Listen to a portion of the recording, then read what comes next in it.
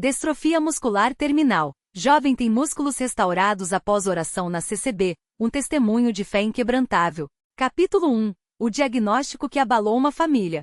O sol da tarde entrava pela janela do pequeno quarto do hospital, iluminando o rosto pálido de Lucas Ferreira, um jovem de 19 anos que até poucos meses atrás sonhava em se tornar atleta. Agora seus braços, outrora fortes, mal conseguiam levantar um copo d'água. A distrofia muscular de Duchenne, diagnosticada há 2 anos, havia progredido de forma implacável, roubando-lhe a força, a esperança e, aos poucos, a capacidade de respirar sem ajuda. Filho, o médico disse que não há mais o que fazer. A voz de Dona Maria, sua mãe, tremia enquanto segurava o relatório médico. Eles falam em cadeira de rodas permanente e respirador, e depois... Ela não conseguiu terminar a frase. As lágrimas escorriam sem controle. Lucas, apesar da fraqueza, tentou sorrir. Mãe, Deus ainda pode fazer um milagre. O irmão Paulo falou isso no culto ontem. Para Deus, não há coisa impossível. Mas, no fundo, a dúvida o consumia. Como um Deus de amor permitiria que um jovem como ele, que sempre servirá na Congregação Cristã no Brasil, CCB, fosse condenado a uma morte lenta e dolorosa?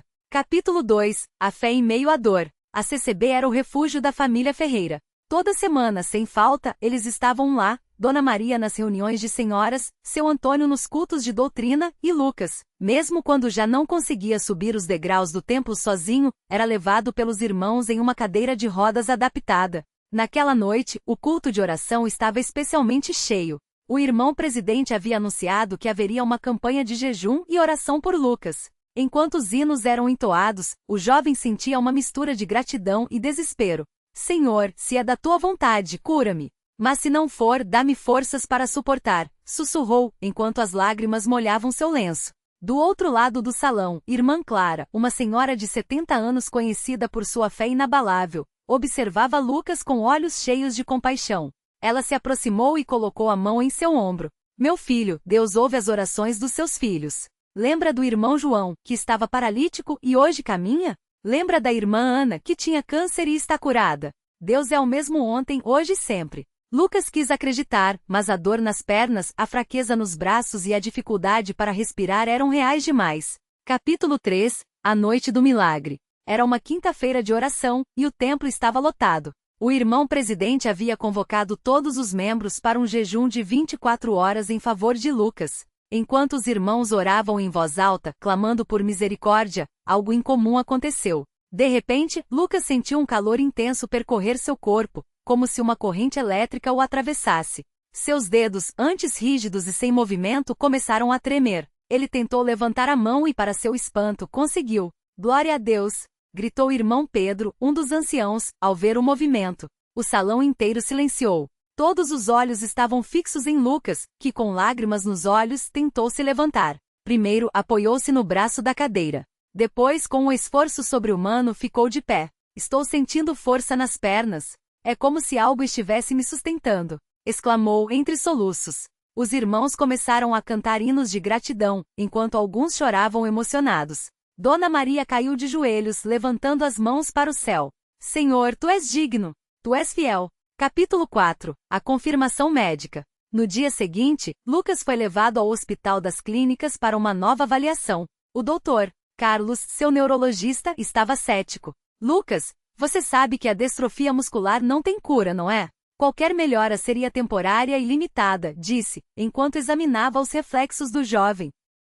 Mas, para sua surpresa, os exames mostravam algo impossível. Força muscular, de 0,2, quase paralisia total, para 0,8, quase normal. Respiração, pulmões funcionando a 90% da capacidade, sem necessidade de oxigênio suplementar. Biópsia muscular.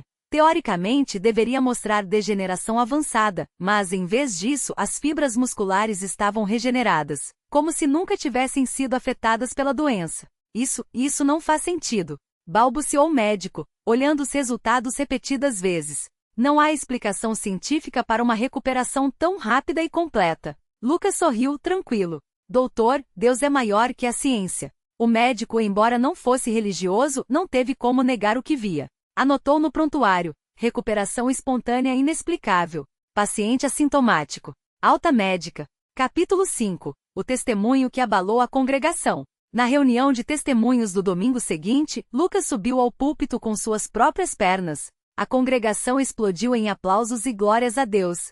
Irmãos, eu estava condenado pela medicina, mas Deus me deu uma segunda chance. Disse com a voz embargada. Quando achava que tudo estava perdido, ele me mostrou que sua palavra é verdade. Tudo é possível ao que crê. Muitos irmãos se levantaram para dar glória a Deus, enquanto outros choravam, lembrando de suas próprias lutas. Irmão Paulo, o pastor local, fez um apelo. Este milagre não é só para Lucas, é para todos nós. Quantos aqui estão desanimados? Quantos acham que seu problema não tem solução? Deus é o mesmo que curou Lucas, e ele pode fazer o mesmo por você. Ao final do culto, dezenas de pessoas vieram até Lucas pedindo oração. Alguns tinham câncer, outros depressão, outros problemas financeiros. E naquela noite muitos receberam suas próprias respostas. Capítulo 6 – A vida após o milagre. Os dias seguintes foram de adaptação e gratidão. Lucas, que antes dependia de ajuda para tudo, agora corria, saltava e até ajudava a carregar cadeiras no templo. Mas, mais do que a recuperação física, foi a transformação espiritual que marcou sua vida. Antes eu orava por cura. Agora, oro por almas. Confessou a irmã Juliana, uma jovem da mocidade. Ele passou a participar ativamente dos cultos de doutrina, estudando a Bíblia com voracidade. Em uma das reuniões, o irmão presidente o chamou para pregar pela primeira vez. Lucas, Deus te deu um domingo, use-o para sua glória, disse colocando a mão em seu ombro. Nervoso, mas cheio do Espírito, Lucas subiu ao púlpito e falou sobre a fé que move montanhas, citando Mateus 17:20. Ao final, 5 jovens se levantaram, dizendo que queriam se batizar. Capítulo 7 – A provação que veio depois. Nem tudo foram rosas. 3 meses após o milagre, Lucas começou a sentir dores nas pernas novamente. O medo voltou. Será que a doença está voltando? Perguntou a si mesmo enquanto massageava a coxa. Ele foi ao médico, e os exames mostravam leves sinais de inflamação, mas nada comparado ao que era antes. O doutor Carlos tranquilizou-o. Lucas, seu corpo passou por uma regeneração acelerada. É normal que haja algum desconforto enquanto os músculos se fortalecem completamente. Mas não há sinais de distrofia. Mesmo assim, a dúvida persistia. E se fosse um sinal de que o milagre não era permanente? Naquela noite, em oração particular, Lucas clamou: Senhor, por que essa incerteza? Se tu me curaste, por que agora sinto dor? E então, como um sussurro no coração, veio a resposta. Filho, a fé não é a ausência de provas, mas a confiança em mim, mesmo quando não vês. Eu já te curei. Agora confia. Capítulo 8 – O batismo e a consagração. No domingo do batismo, o templo estava lotado. Lucas, vestindo a túnica branca, entrou nas águas com o irmão Paulo. Lucas Ferreira, você crê que Jesus Cristo é o Filho de Deus? Perguntou o pastor. Sim, irmão, eu creio de todo o coração. Ao ser imerso e levantado das águas, Lucas sentiu uma paz indescritível. Não era apenas a cura física, mas a certeza de que sua vida agora pertencia a Deus. Após o batismo, dezenas de irmãos vieram abraçá-lo, incluindo irmã Clara, que lhe disse: Agora, meu filho, você não é só um milagre, mas um instrumento nas mãos de Deus. Capítulo 9 – O chamado para o ministério. Com o tempo, Lucas começou a sentir um chamado para pregar. Ele viajava com os irmãos evangelistas, levando a palavra a cidades distantes. Em uma dessas viagens conheceu Sara, uma jovem que também havia sido curada de uma doença terminal após orações na CCB.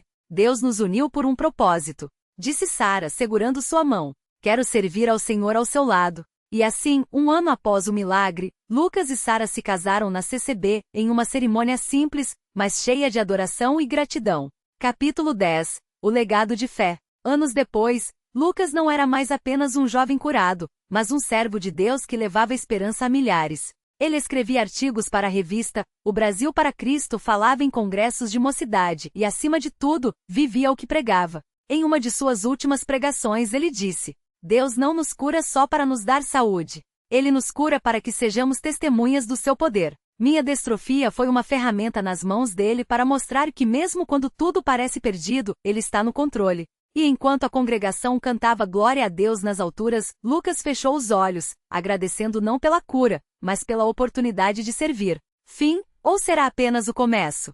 Este testemunho é baseado em relatos reais de milagres ocorridos na CCB, onde a fé em Deus tem transformado vidas de maneiras extraordinárias.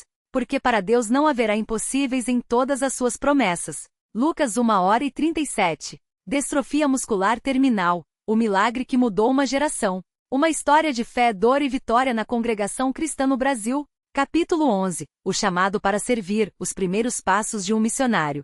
O sol da manhã entrava pelas janelas da pequena sala de estudos da CCB em São Paulo, iluminando as páginas da Bíblia abertas sobre a mesa de madeira envernizada. Lucas, agora com 25 anos, passava os dedos sobre as letras de Salmos 1:8, 17, não morrerei, mas viverei, e contarei as obras do Senhor. Aquela passagem havia se tornado seu lema desde a noite em que, aos 19 anos, sentiu os músculos do braço direito se fortalecerem de forma sobrenatural após uma oração fervorosa no templo. Mas a cura física era apenas o início. Deus tinha um plano muito maior. Irmão Lucas, o pastor quer falar com você depois do culto. A voz suave da irmã Maria, uma das diaconisas mais antigas da congregação, interrompeu seus pensamentos.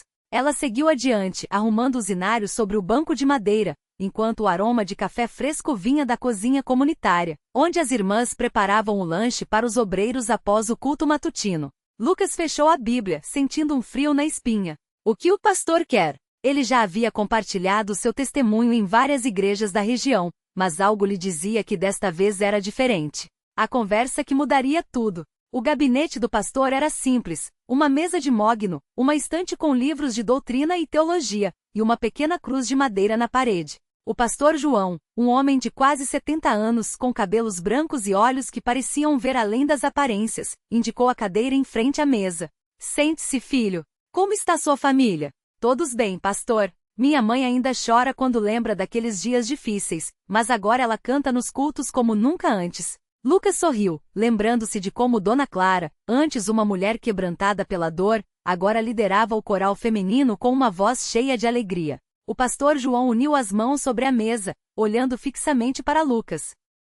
Deus tem usado você de maneira poderosa, meu filho. Seu testemunho tem abençoado muitas vidas. Mas eu acredito que ele quer mais. Muito mais.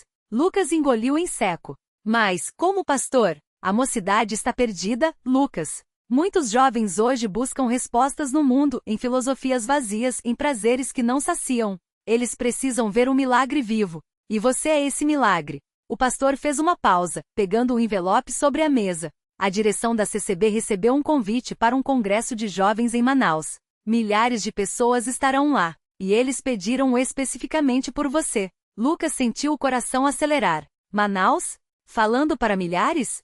Mas pastor, eu só compartilhei meu testemunho em cultos pequenos. O pastor sorriu, como se já esperasse aquela reação. Moisés também disse que não era eloquente. Davi era apenas um pastor de ovelhas. Pedro era um pescador rude.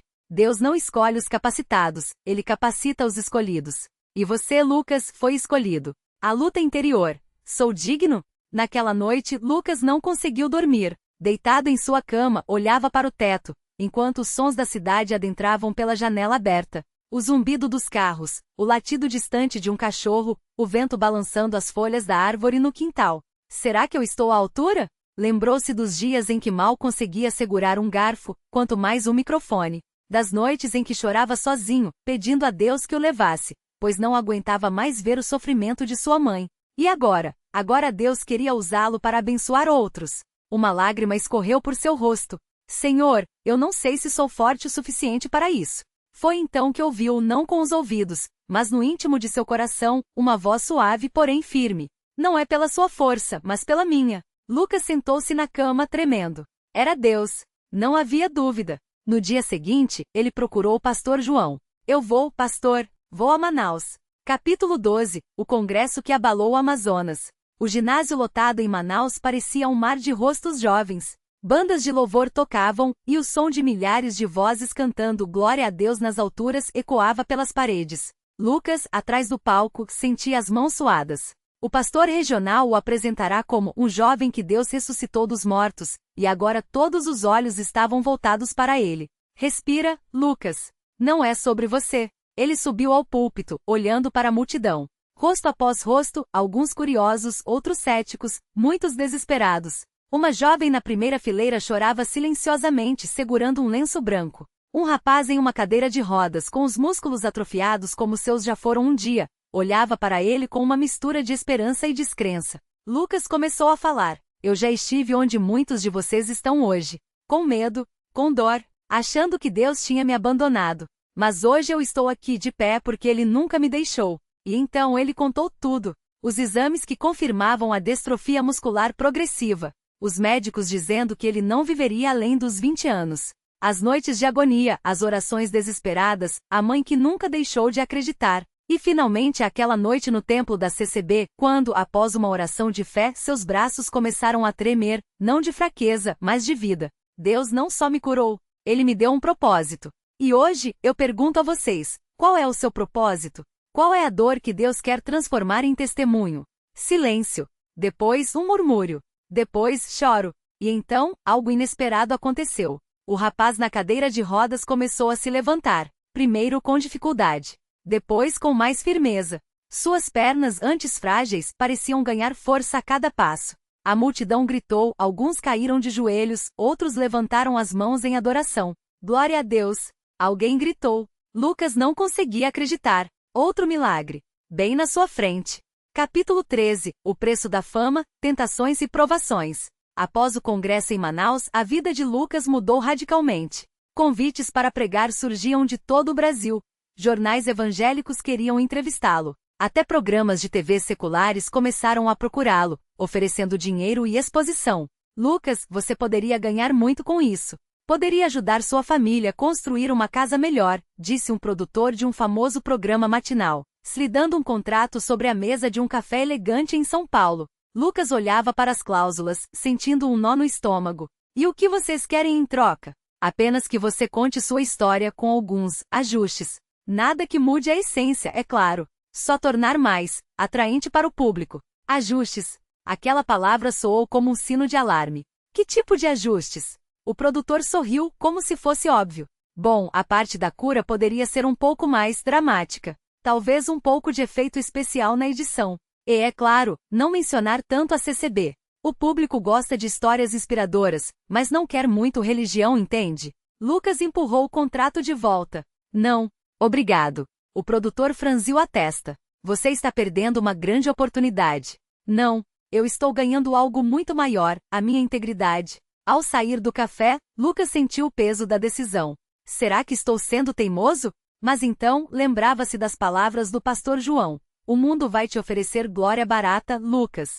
Mas a glória de Deus não tem preço. Capítulo 14. O encontro com a dor, quando a fé é testada novamente. Nem tudo eram milhares de pessoas aplaudindo e milagres visíveis. Havia dias em que Lucas sentia a solidão do chamado. Uma tarde, após um culto em uma pequena cidade do interior de Minas Gerais, uma mulher se aproximou dele, segurando uma criança nos braços. A menina de não mais que 7 anos, tinha os mesmos sintomas que Lucas já tivera. Músculos fracos, dificuldade para andar. Irmão Lucas, por favor, ore por minha filha. Os médicos disseram que é distrofia muscular, que ela não vai viver muito. A voz da mãe tremia. Lucas olhou para a criança. Seus olhos, grandes e castanhos, fitavam-no com uma inocência que partiu seu coração. Ele orou, com lágrimas, com fé, mas nada aconteceu. A menina continuou doente. Naquela noite, em seu quarto de hotel, Lucas caiu de joelhos. Senhor, por quê? Por que a senhora e não ela? Por que eu e não essa criança? Silêncio. Dúvida. Até que, em meio às lágrimas, ele ouviu novamente aquela voz. Confie em mim, mesmo quando não entender. Capítulo 15. O verdadeiro milagre, quando a cura não vem. Lucas voltou a visitar a família da menina, Ana Clara, nos meses seguintes. Não para orar por um milagre imediato, mas para estar presente. Para levar a esperança de outra forma. Ele começou a visitar hospitais, abrigos, lar de idosos. Não apenas para pregar, mas para servir. Lavava os pés dos doentes, como Jesus fizera. Segurava as mãos dos que choravam. E em cada rosto sofrido, via um pouco de si mesmo antes da cura. Às vezes o milagre não é a cura física, mas a paz no meio da tempestade, disse ele a um grupo de pais cujos filhos tinham doenças terminais, em um encontro na CCB de Belo Horizonte. Uma mãe, com os olhos inchados de chorar, perguntou: mas como ter paz quando meu filho está morrendo? Lucas segurou sua mão. Porque Deus não nos prometeu um caminho sem dor. Ele prometeu estar conosco no caminho. E isso é suficiente. Capítulo 16. O legado que transcende a cura. Anos depois, Lucas não era mais apenas o jovem que foi curado da distrofia. Ele era o irmão que visitava os esquecidos. O servo que lavava os pés dos leprosos modernos, os doentes de AIDS, os viciados em crack, os abandonados pela sociedade. Em uma de suas últimas viagens, ele foi a um presídio no Rio de Janeiro. Entre grades sujas e olhares vazios, ele compartilhou sua história. Eu já estive preso também, disse ele, olhando para os detentos. Prisioneiro de um corpo que não respondia, de uma doença que me dizia que eu não tinha futuro. Mas Deus me libertou. Não das grades, mas da desesperança. Um homem coberto de tatuagens levantou-se. E se Deus não me libertar, irmão? Se eu morrer aqui? Lucas sorriu. Então você será livre onde nenhum carcereiro pode te alcançar. Porque a verdadeira liberdade não está no corpo, está na alma. E isso, ninguém pode tirar de você. Capítulo 17. O último culto. Uma despedida que não é a Deus. Aos 42 anos, Lucas sentia que sua missão terrestre estava chegando ao fim. Não por doença, seu corpo milagrosamente permanecia forte, mas por uma certeza interior de que Deus o chamaria em breve. Em seu último culto na CCB de São Paulo, ele subiu ao púlpito com uma Bíblia desgastada nas mãos. Não havia microfones sofisticados nem telões. Apenas a congregação, os inários abertos e a presença de Deus. Hoje eu não vou falar sobre milagres. Vou falar sobre fé. Porque milagres são como estrelas, brilham por um tempo e depois se vão. Mas a fé é como o sol. Mesmo quando você não o vê, ele está lá, sustentando tudo. Ele olhou para a multidão. Rostos que conhecia há décadas, jovens que havia batizado, idosos que haviam orado por ele quando ainda era um menino doente. Se Deus me tirasse tudo hoje, minha saúde, minha voz, minha vida, eu ainda o louvaria. Porque ele já me deu o maior presente, a certeza de que no fim tudo vai valer a pena. Quando o culto terminou, Lucas desceu do púlpito e, em vez de sair pela porta dos fundos como de costume, sentou-se em um dos bancos da frente. Cantou com a congregação. Orou com os que se aproximavam. Abraçou cada um como se fosse o último abraço. E naquela noite em sua casa, enquanto lia Apocalipse 21, ele fechou os olhos pela última vez. Não com dor, não com medo, mas com um sorriso. Porque ele sabia que do outro lado, uma multidão de anjos o esperava cantando. Glória a Deus nas alturas. Epílogo. A semente que continua a crescer. O funeral de Lucas foi simples como ele teria querido. Não houve caixão de ouro nem discursos longos. Apenas centenas de pessoas, jovens, idosos, doentes, curados, cantando inários da CCB, aqueles mesmos que ele tanto amava. E entre a multidão estava Ana Clara, a menina que não havia sido curada. Agora uma jovem de 19 anos, em uma cadeira de rodas, mas com um brilho nos olhos que nenhum médico poderia explicar. Ele me ensinou que a cura não é o fim, disse ela a um repórter que cobria o evento. É só o começo de uma história muito maior. E assim, o legado de Lucas continuou. Não porque ele havia sido curado, mas porque ele havia amado. E no fim das contas, esse era o maior milagre de todos. Fim, ou apenas o começo? Porque para Deus não haverá impossíveis em todas as suas promessas. Lucas 1h37. Este relato é inspirado em testemunhos reais de irmãos da congregação cristã no Brasil, onde a fé em Deus tem operado milagres que desafiam a ciência e tocam o coração. Que esta história te lembre, não importa quão escura seja a noite, a luz de Cristo sempre brilhará mais forte.